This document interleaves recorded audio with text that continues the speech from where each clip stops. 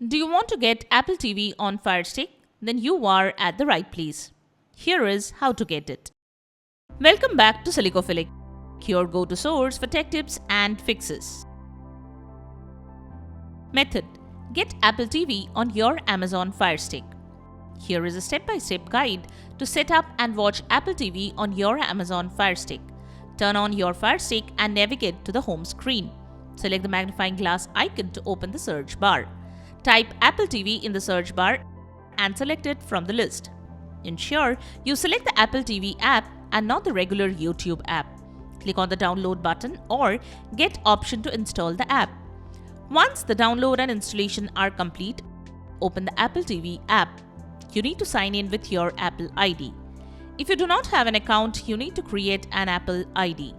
You can scan the QR code to sign in, or you can visit activate.apple.com to sign in using your remote control.